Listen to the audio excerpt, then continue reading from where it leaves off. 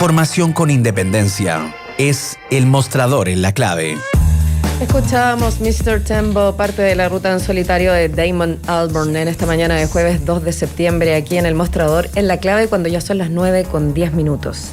Bueno, hace unos días en Chilevisión el fiscal nacional Jorge Aut admitió que se reunió con el senador DC Jorge Pizarro previo a ser nombrado en el cargo. El problema es que el parlamentario era investigado por financiamiento irregular de la política. En tanto, Marco Enríquez Ominami pudo presentarse como candidato presidencial pese a tener aún pendiente el caso Sokimich.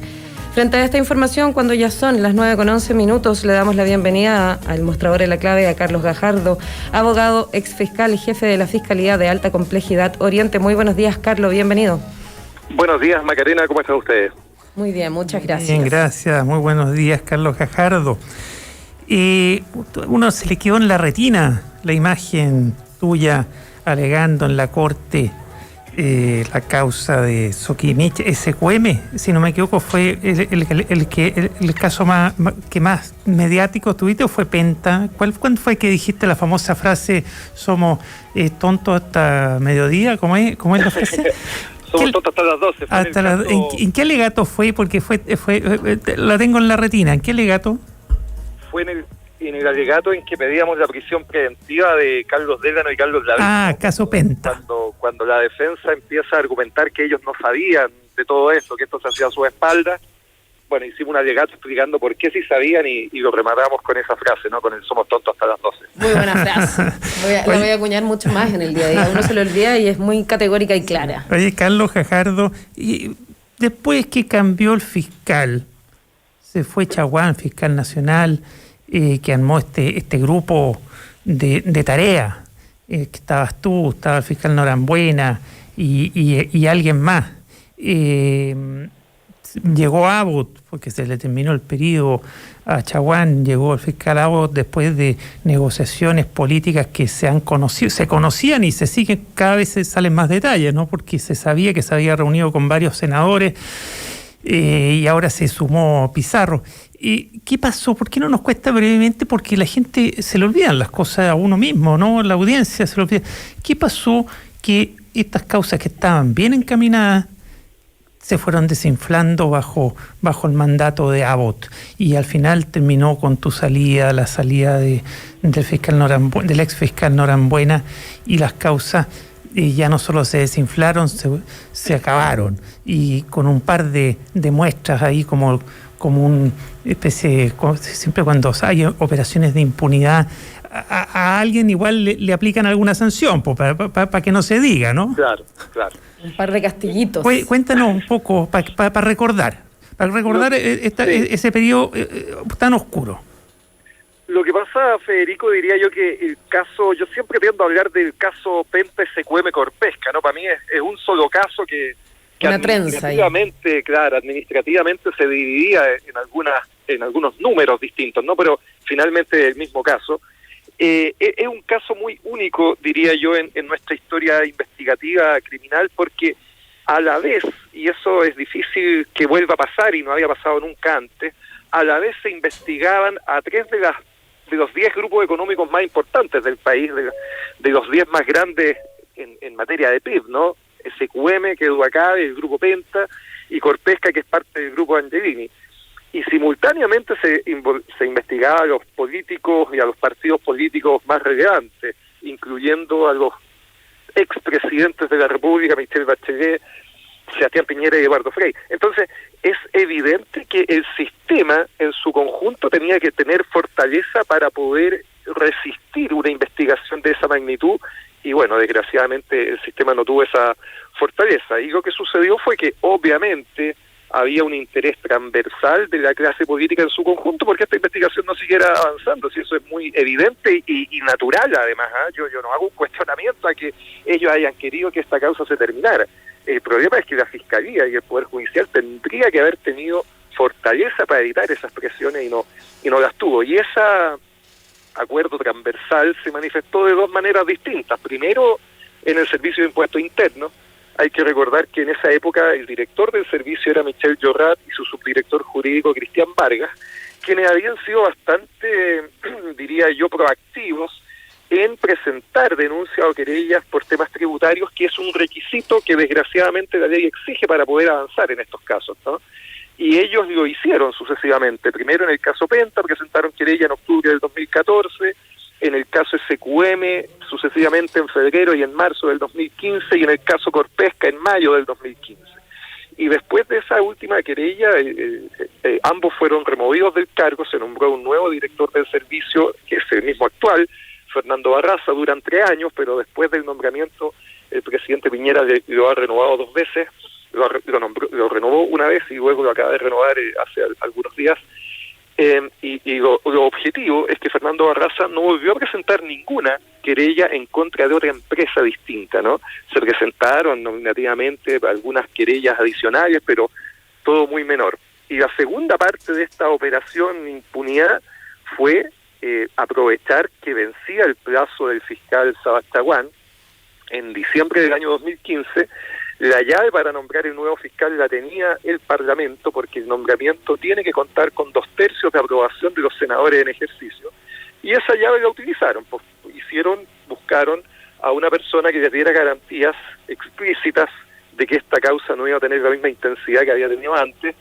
Se usaron palabras, yo diría, eufemísticas, ¿no? Se usó expresiones como acotar la investigación, que fue la palabra que públicamente usó el fiscal Abbott. Acotar. Y efectivamente eso fue lo que hizo. Acotó las investigaciones, las dividió, las separó, las entregó a equipos jurídicos distintos dentro de la Fiscalía, nos sacó a nosotros del caso, y a partir de eso la acción de la Fiscalía a mí me parece que ha ido en esa línea. Se han tomado decisiones sumamente contradictorias unas con otras. En algunos casos se ha acusado, en otros casos por los mismos delitos se ha suspendido, y en otros casos por los mismos delitos se ha decidido no perseverar. Y bueno, el resultado ha sido esta, diría yo, manifiesta disconformidad de la ciudadanía con la forma en que se terminaron los casos, esta decidida molestia, y yo creo que es uno de los ingredientes importantes que tuvo el 18 de octubre como gran expresión de descontento. Claro, se bajaron los suficientes cambios para que se manifestara el descontento. ¿Qué antecedentes manejas del caso Soquimich, que aún tiene pendiente Marco Enríquez Ominami? Bueno, hay una investigación que está en etapa de preparación de juicio oral en contra de los imputados más importantes del caso, donde yo mencionaría a Patricio Contese, el gerente general, a Pablo Longueira, que tiene una imputación muy relevante por el delito de cohecho, probablemente la más grave que en ese caso se ha efectuado, y a Marco Enríquez Ominami por la facilitación de boletas y facturas falsas. Es un caso que está actualmente en tramitación, en audiencia. Se está preparando el juicio que vendrá, y que probablemente va a ser muy largo. Hay que pensar que el caso Corpesca duró más de 1 año, su tramitación tuvo diversas interrupciones por la pandemia y por la crisis social previa, y por lo tanto tenemos un espacio de tiempo bastante importante para que llegue a conclusión ese caso. Estamos conversando con Carlos Gajardo, abogado, ex fiscal, jefe de la Fiscalía de Alta Complejidad de Santiago Oriente.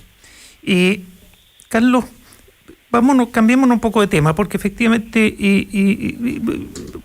yo coincido contigo, que lo que pasó y esa operación de impunidad fue uno de los detonantes del estallido social, porque evidenció las justicias para los poderosos distintas, claro, de justicia para los no poderosos, y eso hace mucho ruido, molesta mucho, genera mucha agresividad, ¿no? Pero están pasando cosas ahora en las municipalidades, se están descubriendo ilegalidades, eventualmente delitos, en varias de ellas, en general controladas por la derecha, y las municipalidades que le llaman ricas, ¿no? Las que tienen más dinero. Entiendo que tú además estás trabajando específicamente en la de Viña del Mar, investigando las ilegalidades, ilicitudes varias cometidas por la alcaldesa anterior. Cuéntanos un poco de tu visión en general de lo que está pasando en las municipalidades y si quieres, además, en particular en Viña del Mar, por favor, Carlos.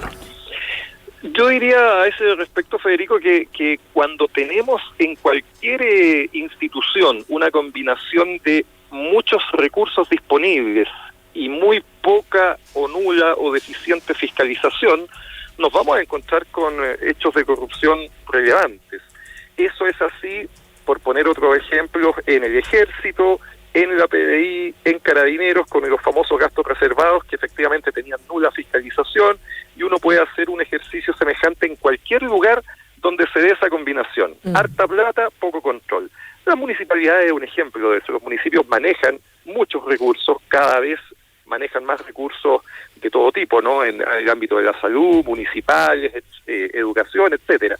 Y con muy poca fiscalización, que tiene que ver en parte porque creo yo que los consejos municipales no han adoptado suficientemente bien la obligación principal que tienen, que es fiscalizar las labores del alcalde, y en parte también por deficiencia en nuestro sistema de la Contraloría, que tiene pocos recursos, como el mismo Contralor ha denunciado.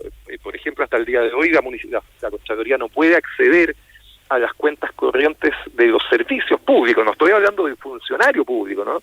No puede acceder automáticamente a las cuentas corrientes que manejan los propios servicios públicos, lo que evidentemente es algo poco entendible. Y por cierto, siempre tenemos carencia en cuanto a los recursos, las horas hombres disponibles para hacer estas investigaciones. Entonces, se genera esta situación efectivamente de un marco muy propicio para la corrupción, que no es obviamente exclusiva de municipios de derecha. Hay que pensar lo que se ha descubierto con mucha fuerza también en el municipio de San Ramón hace poco tiempo, después de que sendos reportajes periodísticos dieran cuenta también de estas situaciones, ¿no? Un enclave, un bastión del Partido Socialista. Esto no tiene que ver, creo yo, con colores políticos, sino que tiene que ver con esta combinación de mucha plata, poco control. Es lo que pasaba, me parece, de manera bastante evidente en el municipio de Vitacura. Se junta con alcaldes que se han mantenido excesivo tiempo en el poder, en el caso específico 6 periodos, 24 años, altísimas votaciones, 70% de las votaciones que lo respaldaban, lo que termina provocando que este funcionario público se transforme en un reyesuelo del lugar, ¿no? Con muy poco control. En Viña del Mar sucede algo semejante. Efectivamente, ahí estoy trabajando profesionalmente en el caso, esperamos tener novedades. La Fiscalía está, diría yo, muy comprometida en el caso. Se han nombrado fiscales especializados, se ha nombrado un equipo de la PDI con dedicación exclusiva, y esperamos tener novedades, porque entre otras cosas, por ejemplo, fue la propia Contraloría la que detectó en dicho municipio un déficit fiscal de más de 20.000 millones de pesos. O sea, son unas cifras elevadísimas. ¿Ya hay algún camino, alguna conversación al respecto de mejorar estas fiscalizaciones, tanto en las municipalidades como en las otras entidades que nombraste, por decir algunas, PDI, Carabineros, Ejército, etcétera, o en general en organismos públicos que deberían tener alguna manera de fiscalizar mejor las platas? Los gastos reservados es bien complejo, porque se entiende la palabra reservados y la búsqueda de no poner a la vista de todos cómo se gastan, pero en el fondo debería haber alguna discusión en alguna entidad que permita que esto deje de pasar, que haya una regulación, una fiscalización, etcétera. Sin duda, y yo creo que como somos en nuestro país muy reactivos a las cosas que suceden, van existiendo nuevas y mejores medidas a partir del conocimiento de estos hechos, ¿no? En el caso de los gastos reservados, el año 2020 se dictó una nueva normativa respecto a la manera en que tienen que rendirse los gastos reservados, estableciendo y elevando los nulos estándares que existían antes. ¿Y te parece suficiente esa actualización? A eso te iba a comentar. A mi juicio siguen siendo insuficientes, porque el dato clave es que antiguamente se permitía derechamente que se justificara el uso de los gastos reservados con un certificado que expedía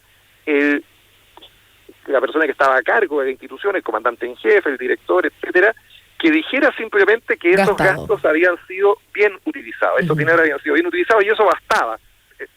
Eso no es que exista una deficiente fiscalización, es que reglamentariamente teníamos una nula fiscalización, era inexistente. Eso se modificó, hoy día se permite y se obliga a que haya una mayor detalle en la manera en que se gastaron los fondos, pero sigue siendo, y esta fue una discusión que hubo en el Parlamento, una rendición genérica del gasto. Yo creo que a pesar de la reserva que tienen que tener estos dineros, esa rendición debiera ser mucho más detallada, con la obligación, por cierto, de que tanto los funcionarios que conocen de esa información en la Contraloría, como en su caso, si se conocen en la Cámara de Diputados en el uso de sus funciones fiscalizadoras, se debiera mantener la reserva, pero creo Exacto. que un sistema en que se por ley se establezca que la rendición de los gastos debe ser genérica, nos va a generar tarde o temprano nuevos problemas. Pero junto con todos estos temas regulatorios y que tienen que apuntar a tener una mejor prevención, una mejor fiscalización, que son necesarios de hacer, tenemos que hacerlo en los municipios también, yo creo que es muy importante las señales que da el sistema judicial cuando ya todo lo anterior ha fracasado, ¿no? Porque los delitos se producen cuando la prevención y la fiscalización previa ha fallado. Y entonces entra en escena el derecho penal, entra en escena el Ministerio Público, los tribunales de justicia, y cuando eso pase, es requisito que tengamos resultados exitosos ahí. Es una muy buena señal de que se habla el caso del municipio de San Ramón, con cierta lentitud, con cierto retraso sin duda, pero finalmente se han hecho imputaciones que han permitido hoy día que el imputado principal, el exalcalde, está en prisión preventiva. A mí me parece una buena señal lo que se ha hecho en la Municipalidad de Vitacura en cuanto a que rápidamente se hicieron ya allanamientos en los domicilios particulares, se incautaron computadores, etcétera. El sistema necesita cumplir la amenaza, mira lo que te digo, ¿no? Cumplir la amenaza de que si cometes un delito te vas a ir preso, te vas a ir castigado. Si es que cuando se descubre que hay una comisión de un delito, el sistema te vuelve a perdonar, te vuelve a mandar a clases de ética, te decide no perseverar en la causa, lo que ha pasado en el caso de las platas políticas, bueno, esa es la mejor garantía de que estas cosas se van a repetir en el futuro. El derecho penal tiene un sentido fundamental, que es prevenir la comisión de nuevas conductas de este tipo en el futuro mediante el ejemplo que se le da al resto de los que pudieran cometer esas conductas con el castigo de los hechos. Carlos Gajardo, y metámonos en esto que estabas diciendo tú. Es decir, para eso es fundamental que funcione bien el Ministerio Público, que es el órgano constitucionalmente encargado de investigar los delitos, ¿cierto? Así es. Y las policías, porque un Ministerio Público sin policías suficientemente calificadas, preparadas en lo técnico, le va a costar mucho investigar los delitos, porque le van a faltar brazos y pies, ¿no? Así es. El tema de la policía es enorme, así que te lo voy a dejar fuera de la pregunta. Vámonos al Ministerio Público. ¿Qué está pasando ahí? ¿Por qué la opinión pública en general está decepcionada? Aparte de la justicia para rico y para pobre, es decir, eso evidentemente que ya lo tocamos, pero ¿qué pasa ahí? ¿Hay problemas con las designaciones, en la forma de designar al fiscal nacional, a los fiscales regionales, la carrera interna? ¿Qué pasa? Tú que ya saliste de ahí, tu mirada de afuera, ¿cómo se puede mejorar un órgano tan importante y que hoy todo indica que no está funcionando bien? Yo creo que el Ministerio Público tiene problemas importantes de gestión que por definición son de cargo, son de responsabilidad de sus ejecutivos principales y fundamentalmente del fiscal nacional. Te pongo un solo ejemplo en esta materia, Federico.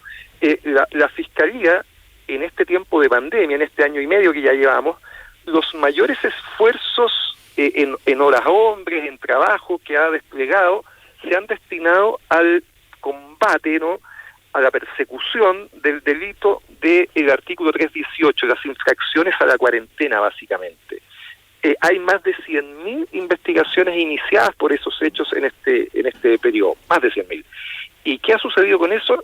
Es el Tribunal Constitucional por una parte y la Corte Suprema por otra, que han dicho que esas conductas no son constitutivas de delito por una serie de razones de texto, ¿no? Porque no hay tipicidad efectivamente de qué es lo que se está sancionando, etcétera, lo que ha hecho en la práctica que todo ese trabajo que se ha hecho sirve de muy poco. Ahí hay una decisión despilfarro de recursos públicos. Y de tiempo y de... Y eso es una decisión de política criminal muy equivocada que viene de la cabeza, viene del fiscal nacional, con mucha anticipación, antes de que lo estableciera el Tribunal Constitucional y la Corte Suprema, debió haber tenido una política de decir, sabe que esto no es derecho penal, esto regúlelo por otras vías, pero no es la Fiscalía la que va a tener que resolver el problema de si se cumplen o no se cumplen las cuarentenas. Ahí hay un ejemplo, ¿cierto? Hay un ejemplo porque la Fiscalía, y como en cualquier cosa, estos son sabanitas cortas, ¿no es cierto? Usted se tapa los pies y se destapa la cabeza, y si se tapa la cabeza se destapa los pies, y se dejan de atender otras causas. Entonces, en ese diseño de gestión hay un problema grave de no haber podido dar un adecuado tono a las prioridades que tiene que tener la persecución penal, donde deben ponerse acentos mayores en determinados asuntos y consecuencialmente deben desatenderse otros. Te pongo otro ejemplo. Exacto, priorizar lo relevante. ¿Quién fiscaliza o controla al Ministerio Público? El Ministerio Público tiene diversos controles. Yo no considero que sea una institución sin control. El mayor control lo tienen los propios tribunales de justicia. Cada decisión que toma el Ministerio Público es finalmente puesta bajo el escrutinio de un juez de garantía y en su caso de la Corte de Apelaciones. Respecto a la investigación de delito, pero me refería yo a las decisiones de política, de gestión, como el ejemplo que diste de la mala decisión del fiscal Abbott de tener más de 100.000 causas cuarentenísticas.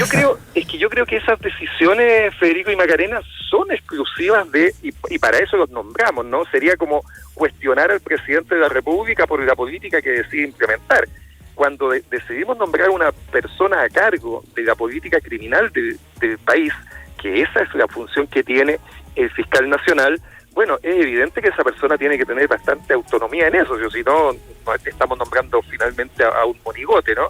Esa persona tiene que tener autonomía. El problema es que muchas veces equivocamos en la designación de la persona. Yo creo firmemente que Abbott no era la persona idónea para desempeñar este cargo y quizás entonces debiéramos cuestionarnos en ese respecto, y el momento constituyente es propicio para eso, la manera en que estamos designando estas altas autoridades. Y yo lo diría en dos sentidos al menos. A mí me parece que el tiempo de designación es excesivo, un tiempo de 8 años es eterno para un cargo de este tipo y muestra efectivamente que cuando la decisión que has tomado es incorrecta, el perjuicio que le ocasionas a la institución y consecuencialmente al país es muy alto. Uh-huh. Es decir, yo estaría por un lapso mucho más acotado, 3 años, 4 años como máximo. Y lo segundo, la forma en que la designo, esta intervención absoluta que tiene el Senado en el nombramiento, lo que ha hecho es finalmente teñir políticamente y incidir en que los fiscales y también los jueces tengan que ser muy respetuosos, muy considerados, para decirlo de manera amable, con la autoridad política, porque si se enemistan con ella, hasta ahí nomás llegó su carrera política, su carrera en la institución, ¿no es cierto? Un fiscal o un ministro que quiera ascender a la Corte Suprema o ser fiscal nacional, por supuesto que va a tener que tener en consideración cuáles son los intereses que tienen las altas autoridades, los senadores específicamente, porque si no, esa persona nunca va a poder llegar a la cúspide de su carrera funcionaria. Es decir, hay que hacer modificaciones en el sistema de designación de las altas autoridades, mencionar. Sí, claro. Y bueno, y eso, por cierto, no es solo aplicable para la Fiscalía y el Poder Judicial, ¿no? Uno no se explica cómo durante 30 años hemos tenido autoridades cuoteadas en Codelco, ENAP, Televisión Nacional de Chile, el Banco Central, el Tribunal Constitucional y un largo etcétera. Uno esperaría, reconozco que el Banco Central probablemente es donde mejor ha funcionado, ¿no? Pero uno esperaría que el grueso de esas designaciones tuvieran un componente técnico mucho más alto y mucho menos político, y probablemente una figura semejante a la alta dirección pública se aviene mejor a este propósito con el que tenemos actualmente. Deprime esa lista de largo, etcétera, realmente. Pero bueno, ya son las 9:32. Sabemos que tienes una reunión a la que asistir, Carlos Gajardo, así que tenemos que cerrar esta conversación y esperamos que tengas una buena mañana de jueves. Muchas gracias. Bueno, le agradezco mucho el contacto y un agrado conversar estos temas que siempre me parece son muy relevantes para el país. Así que un gusto estar con ustedes. Que estén muy bien. Igualmente, que estén muy bien. Gracias, muy buen día, Carlos Gajardo. Bueno, y rápidamente está pasando esta mañana de jueves y es momento de hacer la última pausa, pero antes invitarte a Copeuch, una cooperativa de ahorro y crédito donde más de 900.000 socias y socios cumplen sus sueños. Copeuch es un lugar con personas comunes y corrientes, como tú, como yo, donde cada uno puede ganar. Conoce más sobre su oferta de productos y servicios financieros en copeuch.cl. Y quédate aquí en el mostrador.cl, radiolaclave.cl y la 92.9, que ya volvemos con más. Estamos presentando El Mostrador en la Clave. Información con la independencia que nos caracteriza.